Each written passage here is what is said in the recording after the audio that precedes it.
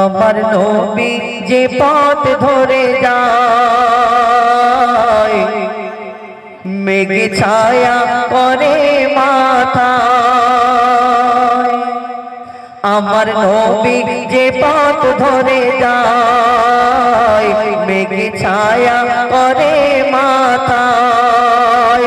কাতর বালি খালি পায়ে নবীর পায়ে দরুদ পড়ে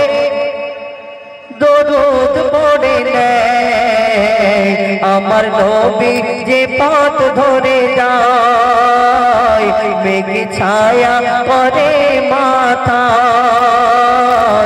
আমার নবী যে পথ ধরে যায় মেঘ ছায়া করে মাথায়। কাতর বালি খালি পায়ে চুমা করে দরুদ পড়ে নেয়। আমার নবী যে পথ ধরে যায়। আল্লাহর রাসূল এই দুনিয়ার মধ্যে যেদিন তাশরীফ আনলেন সেই দিন ওই গাছের পাতা আল্লাহর রাসূলকে দেখে ওই গাছ কি বললেন সেই সম্পর্কে লিখছে দেখুন। গাছের পাতা বলে খুশিতে নবী আসলে মোর গাছ তলাতে। হাওয়া করব নবীর গায় ফুল ছড়াবো নবীর গায়। দৃশ্য দেখে বলিল জমিন ইনি রহমাতাল লিল আলামিন। দৃশ্য দেখে বলিল জমিন ইনি রহমাতাল লিল আলামিন। আমি মাটি হলাম খাটি আমার নবীর পায়ের ছোঁয়ায়। আমার নবী যে পথ ধরে যায় মেঘ ছায়া করে মাথায়। শেষ কথা কবি ছন্দের মাধ্যমে আর কি লিখছে দেখুন। দেয় ভোরের কোকিলি আওয়াজ ইনি সব নবীদের তার। এনার জন্য আসিবে ধরায় 30 রোজা 5 ওয়াক্ত নামাজ। আল্লাহ সবার প্রতিপালক আল্লাহর সাথে করাই যোগাযোগ। আল্লাহ সবার প্রতিপালক আল্লাহর সাথে করাই যোগাযোগ।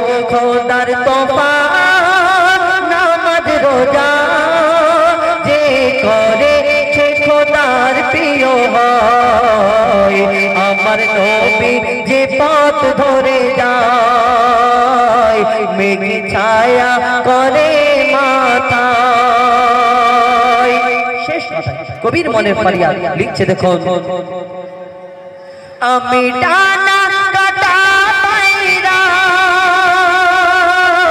ঠিক জায়গায় পড়েছি ধরা। আমি উড়তে পারি না যে আর আমি বন্দি খাঁচায় বেচারা। যখন ছিল তোমার ডানা পার করেছ সব সীমানা। ওরে মইদুল করলি কি ভুল এখন দোজাকে তোর ঠিকানা।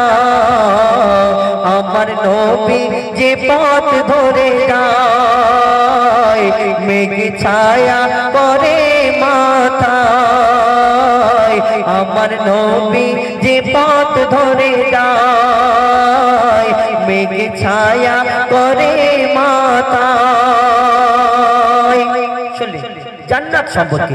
এই দুনিয়ার মধ্যে আমরা প্রত্যেক মানুষ যারা মুসলমান ঘরে জন্ম নিয়েছে তারা কোনো মানুষ এই দুনিয়ার মধ্যে কেউ জাহান্নামে যাওয়ার ইচ্ছা করবে না।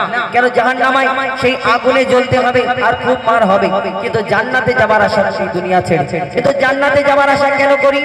এই দুনিয়ার মধ্যে আমরা জানি জন্ম নিয়ে এসেছি, এই দুনিয়াতে সকলকে মরতে হবে। কেন? কোরআন শরীফ বলে, কোরআন শরীফ এই মরণের কথা বলে, আর কোরআন শরীফের সব কথা সত্য, আমাদের মানতে হবে। কিন্তু জান্নাতে যে একবার যাবে তার মরণ হবে না। জান্নাতে যে একবার যাবে সে কোনোদিন বুড়ো হবে না।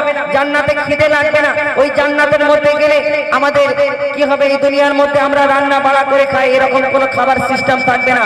আর জান্নাতের মধ্যে শয়তান আমাদের ধোঁকা দেবে না, এবং ওই জান্নাতে শুধু সুখ আর সুখ। এই এখন পুকুরের ধারে আমরা দাঁড়িয়ে আছি বলে অনেক ঠান্ডা লাগছে, কিন্তু সেরকম ঠান্ডা পড়েনি।